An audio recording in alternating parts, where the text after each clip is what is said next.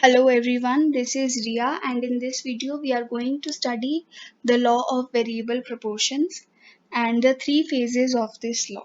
तो ये लॉ क्या कहता है? लॉ ऑफ वेरिएबल प्रोपोर्शन कहता है कि अगर हम कोई एक इनपुट को इंक्रीज करते हैं, हम सिर्फ किसी एक इनपुट की क्वांटिटी को इंक्रीज करते हैं और बाकी के इनपुट्स को अगर हम फिक्स्ड रखते हैं तो क्या होगा?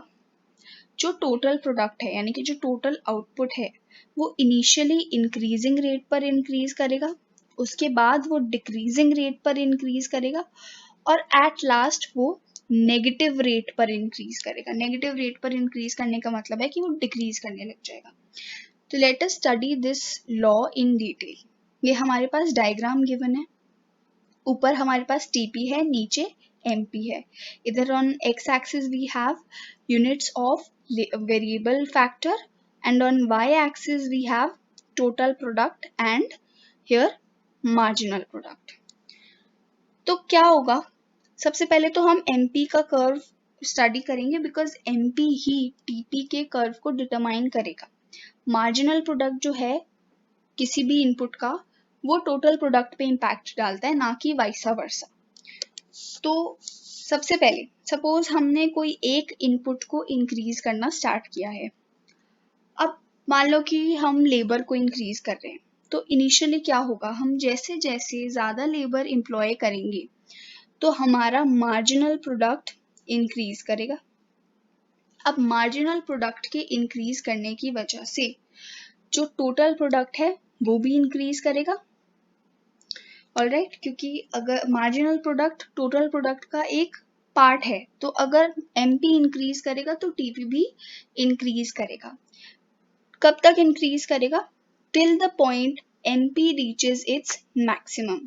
पॉइंट पी पर एमपी मैक्सिमम हो जाता है, यानी कि अब आप जो भी लेबर एम्प्लॉय कर रहे हो वो सबसे ज़्यादा एफिशिएंसी के साथ काम कर रहा है, या जो भी इनपुट आपने एम्प्लॉय किया है वो सबसे ज़्यादा एफिशिएंसी पर है अपनी, यानी कि एक्स्ट्रा यूनिट जो एम्प्लॉय कर रहे हैं वो मैक्सिमम मार्जिनल प्रोडक्ट दे रहा है।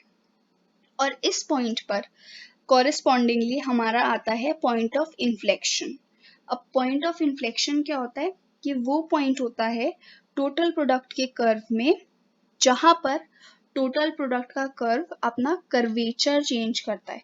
कर्वेचर चेंज करता है यानी कि अभी तक टीपी जो है वो इंक्रीजिंग रेट पर इंक्रीज कर रहा था, लेकिन पॉइंट ऑफ इन्फ्लेक्शन के बाद टीपी का कर्व चेंज होगा और वो डिक्रीजिंग रेट पर इंक्रीज करेगा।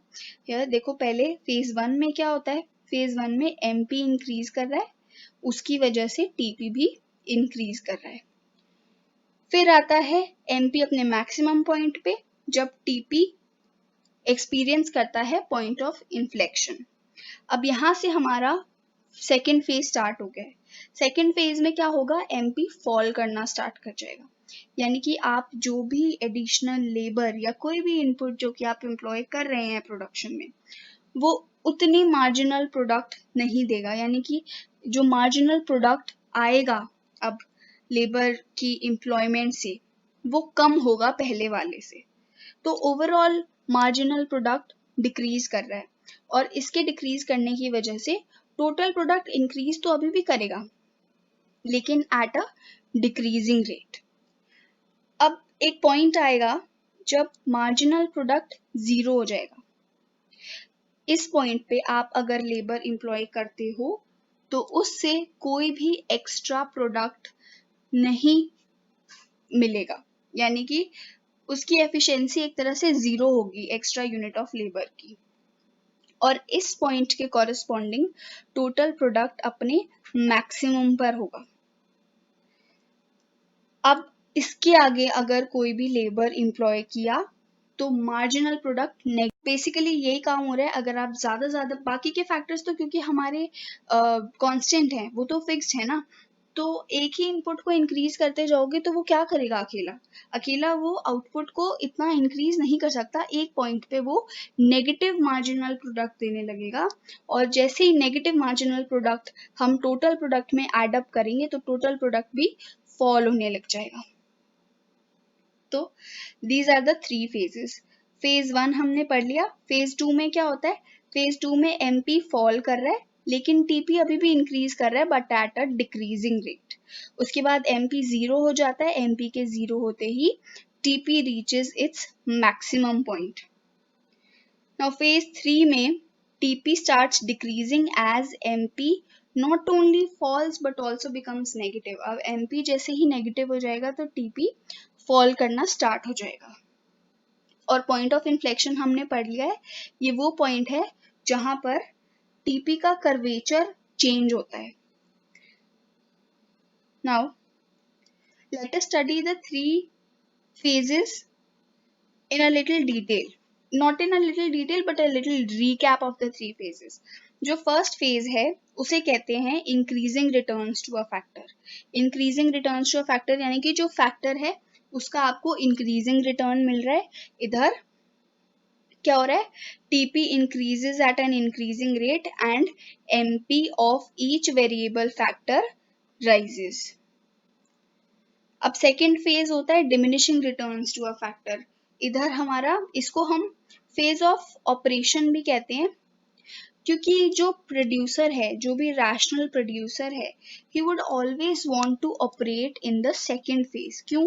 क्योंकि सेकेंड फेज पे जो टोटल प्रोडक्ट है इट रीचेज इट्स मैक्सिमम। और प्रोड्यूसर क्या चाहते हैं? कोई भी रैशनल प्रोड्यूसर यही चाहता है कि उसकी प्रोडक्शन ज़्यादा से ज़्यादा हो, अपने मैक्सिमम पॉइंट तक हो।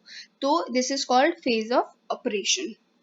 और यहाँ पर क्या हो रहा है? TP increases at a diminishing rate and MP falls with increase in variable factor.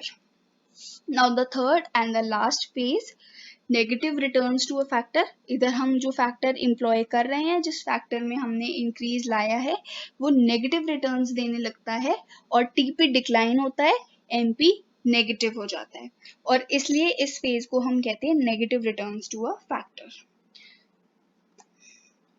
Now this chapter has been completed.